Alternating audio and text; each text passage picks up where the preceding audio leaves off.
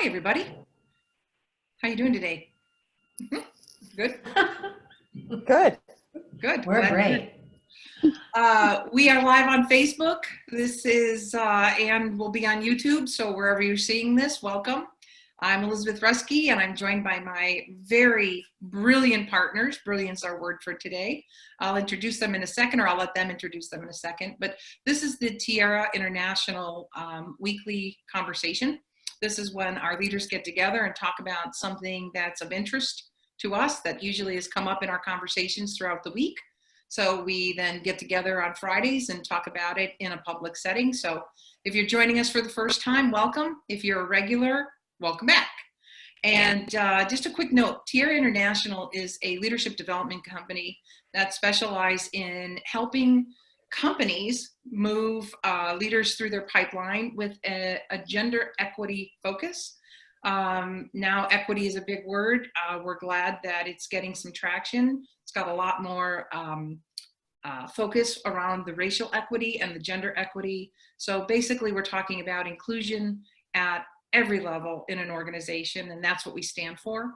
And we also help individual women, so women who are the leaders in their lives. So we're talking to you. We use the word leadership, but that doesn't mean we're not talking to you, because you are a leader. You're the leader in your life.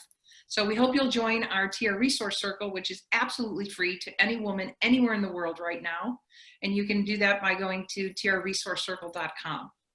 So thank you. Thank you for joining us. I'm going to do my clockwise. I'm going to start with you, Andrea. Will you introduce yourself, where you're calling from, and why are you hiding from the sun? I'm hiding from the sun. I'm coming from the Netherlands. It's evening sun, by the way. The sun wasn't there for the last 2 weeks, but now it's coming. So I'm very happy about it, and it's disturbing a little bit on my screen. So that's why I'm hiding a bit from the sun. Yeah. Great. Peg, where are you calling in from? I am Peg Rowe, and I'm another managing partner, and I'm calling from north of Chicago in Lake Forest, Illinois. Great. And Franciska? Hi, Franciska is my name, and I'm calling in from the Netherlands, like Andrea. Wonderful. Okay, well, today we happen to have 2 Chicago-ish people and 2 Netherlandish people as our leaders. So we represent 2 distinct points in the world, not everywhere at this moment, but yeah. We chose for our topic today, I think I'll paraphrase it. So you've done everything you can, now what, right? You've done everything you can think of to do. You're trying to, produce a result. It's not coming. What the heck do you do? Now what, right? So we're just going to have a free conversation here about, first, let's talk about doing everything you can think of to do. I know for me, I've kind of lived, being a sporty girl and a sports person, I've always lived by the motto of leave everything on the court, and that means so much to me. It's like, really, if I'm doing my best, I can't look at the score. I can't look at the outcome. I just got to know that I put everything I had to give out there. Now there's some really good things about that, and there's some really craziness that goes with that too, as we all know. But, to me, when I think about, you've done everything you think you can do, now what, how do we get ourselves in that place of, really believing that we've done all we can do and what that looks like? Yeah. Maybe Peg, maybe you can start us off with something.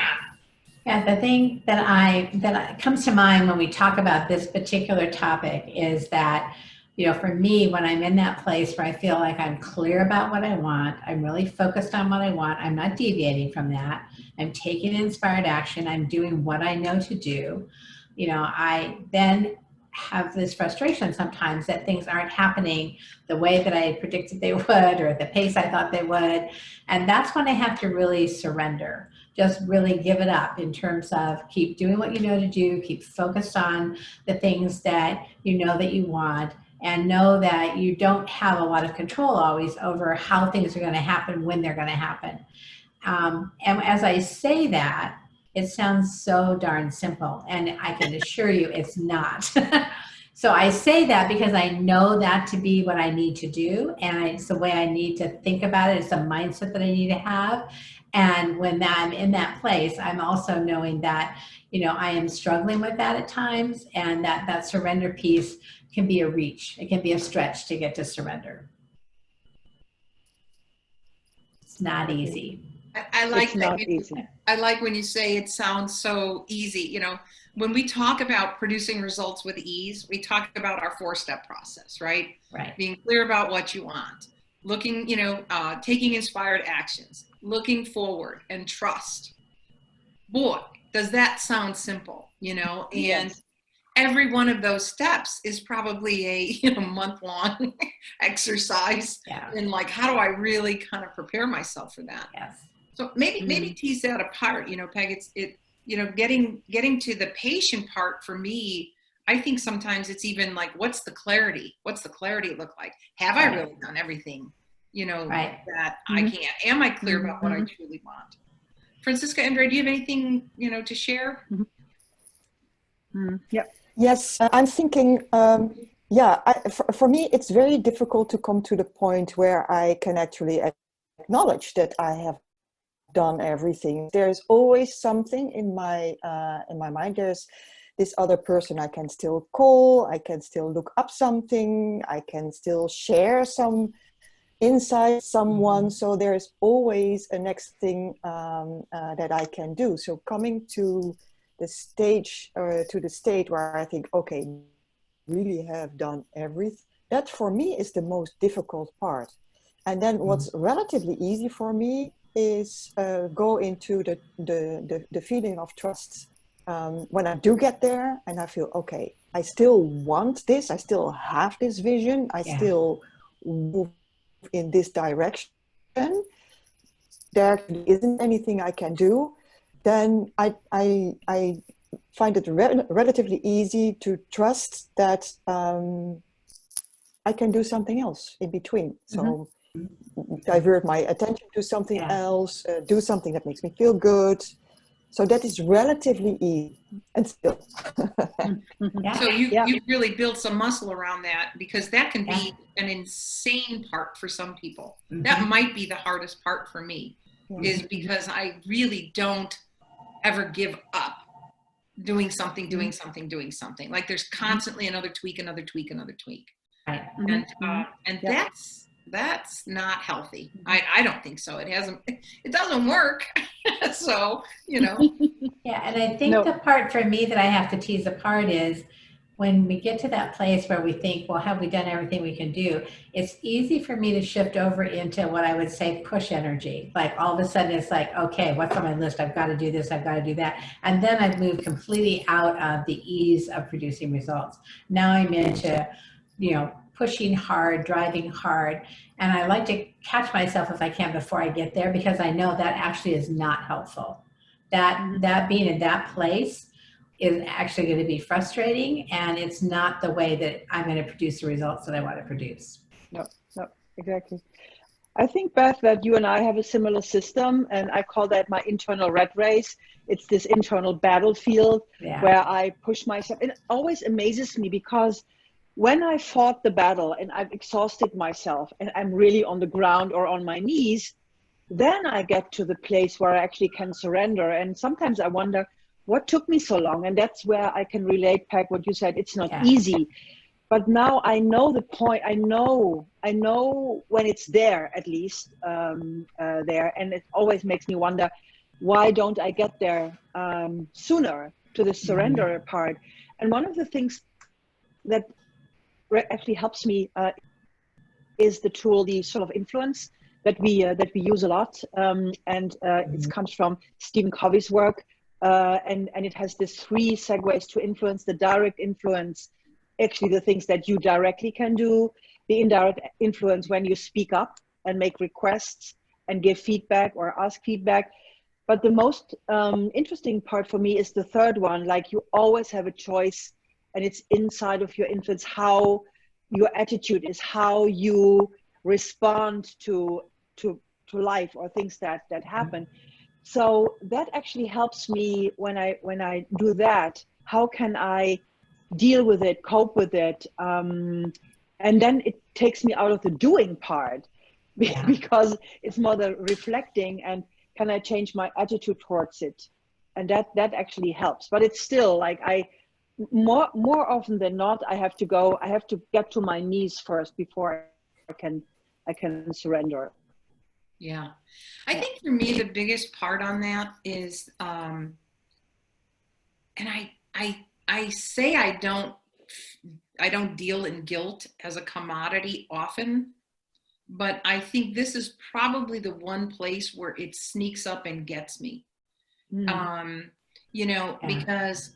I'll think about, we use the Colby index a lot, which is an assessment around natural mental energy and drive. So I know on every fiber of my being, when I'm in my sweet spot, things are glorious. Like my throughput is high, I'm most creative, energy works, the results are great, right? All that. The thing that I also intellectually know is there's a connection and a disconnect for me. Like, so when I'm in that push energy you're talking about, Peg, I'm not in that sweet spot. And when I'm not in that sweet spot, that's the time. What I've been starting to do is tell myself, this is exactly the time you have to back off, because it's counterintuitive. I get it. You naturally want to dive in, but you have to back off now because this isn't working for you. This isn't ease. This is the hard work, grind it out mentality that you said you don't want. Now, when people are listening to us right now, they're going to be like, are these ladies crazy? Of course you have to grind it out sometimes and you have to, dig in and do that. Yes, we do that. But we don't like that as the MO day in and day out. That's exhausting. That's stress producing. We're trying to actually circumvent that and get that out of our system. So that's the thing, is like, really kind of giving myself that permission. So Andrea, before you're on your knees, and for me, like giving myself permission when I'm starting to feel that tension of, I know this doesn't feel great, to actually start to back off and manage my energy differently. Yeah,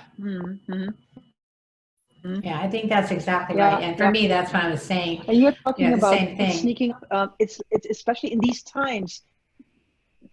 Yeah, I think so. Peg, finish your thought. Let me go back, and Andrea, then I want to jump on that, because these times make things so much more difficult. Yeah. And I think that was, you're saying the same thing that I was saying. It's like when I find myself then in that push energy, then that means like, oh, I've crossed that boundary. I've crossed that gap, and I need to actually put the pause button on, step back, see if there is anything that actually feels inspiring to do. That's not just a hard charge, just to feel like I've done something, kind of energy. If there's an inspired action to take, great, take that. But if not, then step back and give myself some grace. Right. Does anyone have any live examples of things that, were an inspired action that helped you kind of shift things or stay exactly where you wanted to be? I have one, and then Andrea, this is where we're going to tie in the especially now. My husband, he is at home, over the summer. He's a school teacher, so he's at home, and he's been busy around the house doing all kinds of things, and he's got a to-do list forever long. And, I was kind of annoyed because there were 2 or 3 days in a row that he was just so busy. And to me, busy doing what? Like, like none of these are really important. Like, what's my priority? My priority is relationship. What's his priority? Getting things done, right? So we're at odds. So I was just thinking about it, and the inspired action I had was to actually go to his list and put spend time with Beth on his list. I thought that was pretty clever. It's very clever. Very clever. Yes. Make yourself a priority. Yeah, exactly. Yeah. That's also a part, like humor, Beth. I think when you lose your sense of humor, then really, then it's really bad. Yeah, it's bad. We know each other so well that we will know when we have pushed the limits. It's bad. Yeah. Going back to these times, like I think all of us are pretty resilient and pretty used to find our way through crisis in maybe better than most people around us. Otherwise, how could we be coaches and facilitators? However, I also feel that these times they draw everything out of me, and even I have to be careful to not be sucked into fear, into a fearful place, because from fear, the fear then evokes guilt, because I think I should do something about it. I should, yeah, be in action. So the fear is the trigger, and then I go into the do modus, and then I go into the push modus, and it has nothing to do with inspiration anymore. And it's also the hardest time to just sit back and be with the situation, um, and not being able to really feel forward. Sometimes we feel forward a little bit, but then something else hits, and then we lose that piece too. So it's a back and forth in a way that I've never been in before. So it draws a new level of patience, acceptance, surrender from me. And I think the thing that I'm finding interesting, I was talking with a client earlier this week who was chastising herself actually because some things were happening that were where she was feeling overwhelmed. But when she stopped, she said, I have been in more situations that are much more dire, much more overwhelming than these situations. So why is this getting to me? And one of the things we concluded is that the circumstances we're dealing with right now is a low-grade anxiety. And we underestimate how much that drains us energetically. So yes, there are things that in other times you would have handled easily with grace, and yeah, it would have been overwhelming, but you would have managed your way through it. And today they can feel like they stop you. And I think we sometimes are underestimating the drain that all this has had for the last 4 or 5 months, that is just constantly there, and the constant unknown of it all. So when we talk about these days and these times, they're unlike any other at this point. Yeah, that's true. Franciska, I know the internet's been a little unstable for you, but chime in. Any thoughts or comments here? Yeah, I'm thinking what's helpful for me is to have a short time focus, like the end of the day or at the end of the week, and let go of the longer term plans, knowing that for the longer term there is a vision, and that's not changing. But then concentrate on today, and that for me that lowers the anxiety.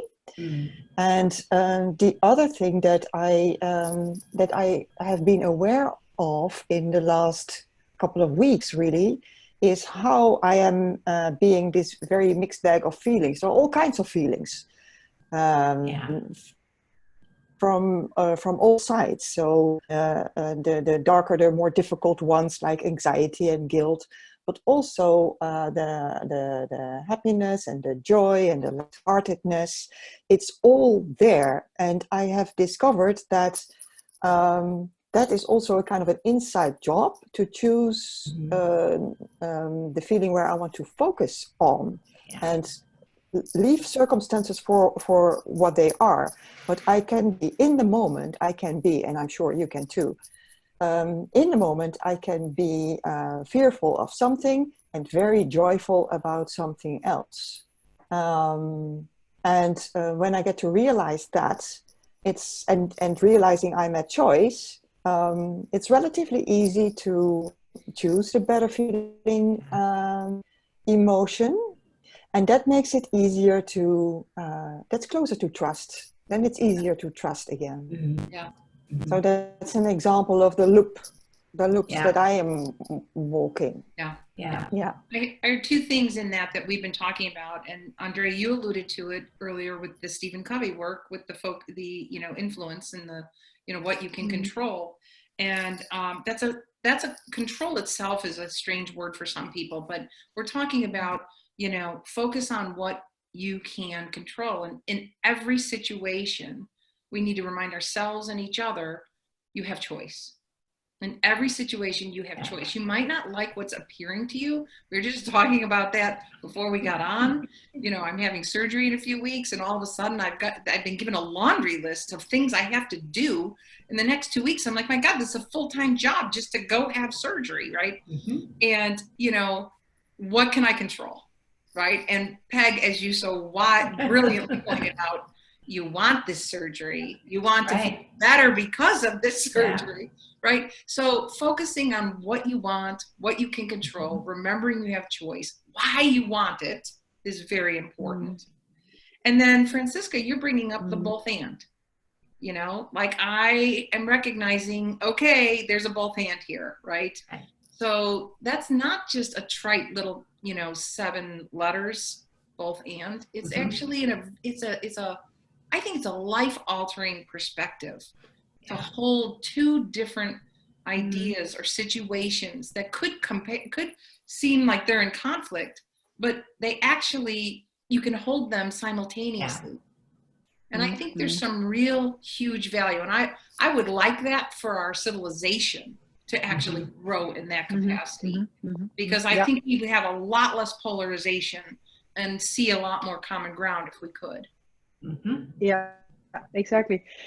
And you also, Beth, you mentioned Peg, something that Peg said, and said that you inspired to look at it differently. I think these times require more than ever the good listeners, the good friends, the people who are able to stay with you and not hijack the conversation, so that you yourself can go to places where on your own you never could go, or you would get lost in your head. So a good community around you helps tremendously to stay in that place of trust. And sometimes, to be frank, I've never done that a lot before, complaining or being sad or being upset or whatever. I let myself be upset and be vulnerable more than ever in this weekend that we just had with a couple of our core Tiara people. I think they've never seen me in a way like that. I just let myself be sad and be exhausted and not hide it again, not keeping up appearances, also not concerned that they would take it the wrong way or so community is important. Let's do a quick whip around. Any final comment about anything? You know, as always, our conversations go in a lot of directions, but any words of wisdom around focus, you know, wanting something, trusting, any wisdom that we want to make sure we share as we go around? Who'd like to start? I can start. Let's go with you. Your internet's good. I would say never give up on. I would say never give up on the want and on the desire, on the bigger picture. Flexible all to get there. So if you've done everything for a while and it's not working and the goal is not achieved, then be flexible with that. But don't give up on the bigger want, the bigger picture. Great. I'll rephrase that because you broke up a little bit, and that was just, no matter what, don't give up on the want. You might have to be flexible on the how and how things emerge or the timing or whatever, but don't give up on the want. Great. Peg, how about you? I think what's coming to mind right now is trust your intuition. You know, check in with your gut, trust your intuition. You have years and years and years of personal life experience to guide you. Trust that.